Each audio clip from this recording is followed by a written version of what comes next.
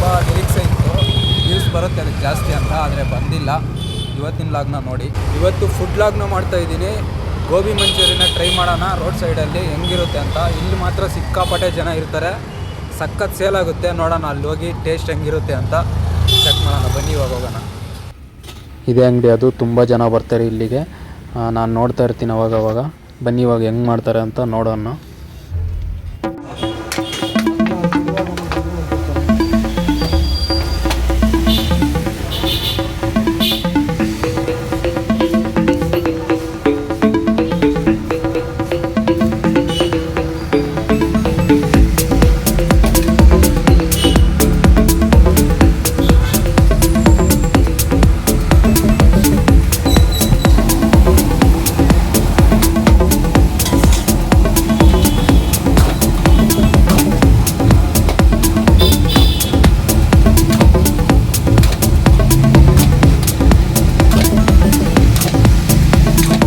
ಇದು full 50, half 30 ಇಲ್ಲಿದೆ ನೋಡಿ.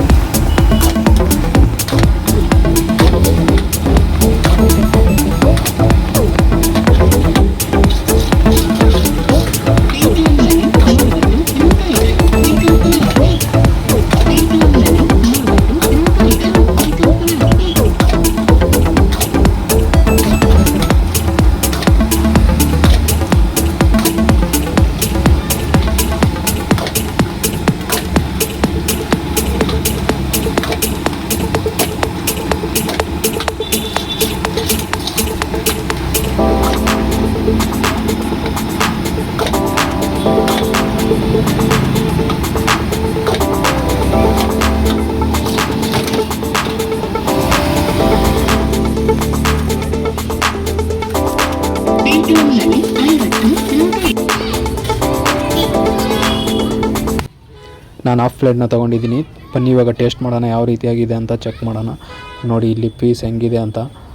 ಚುಚ್ಚಿದ್ರೆ ಹೆಂಗೆ ಹೋಗುತ್ತೆ ಒಳಗಡೆ. ಸಖತ್ತಾಗಿದೆ ಪೀಸ್ ನೋಡೋದಕ್ಕೆ. ಬನ್ನಿ ಇವಾಗ ತಿಂದ್ಬಿಟ್ಟು ನೋಡೋಣ ಯಾವ ಥರ ಟೇಸ್ಟ್ ಇದೆ ಅಂತ. ಫುಲ್ ಬಿಸಿ ಬಿಸಿ ಬಿಸಿ ಇತ್ತು.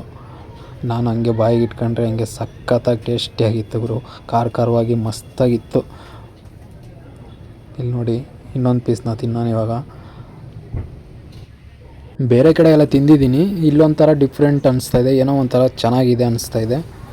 ಇಲ್ಲಿ ತುಂಬ ಜನ ಬಂದಿರ್ತಾರೆ, ನೈಟು ಜಾಸ್ತಿ ಜನ ಇರ್ತಾರೆ. ಬರೀ ನೈಟ್ ಮಾತ್ರ ಇರುತ್ತೆ ಇಲ್ಲಿ. ಗೋಬಿ ಮಂಚೂರಿ ಬಿಟ್ಟು ಬೇರೆ ಏನೂ ಇರೋದಿಲ್ಲ. ತುಂಬ ಜನ ಸೇರ್ತಾರೆ ಇಲ್ಲಿ.